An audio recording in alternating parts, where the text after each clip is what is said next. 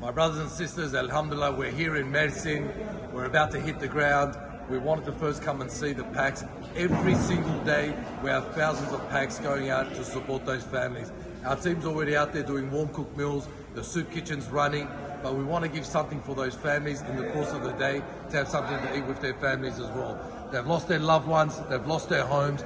Inshallah, we can give them some ease in this time of pain. So inshallah, my brothers and sisters, something very quick where we can give them water, bread, chocolate spread, halwa, jam, honey, cheese spread, tuna, beans, hummus, olives, something just to consume in the day without having to cook, to support those families.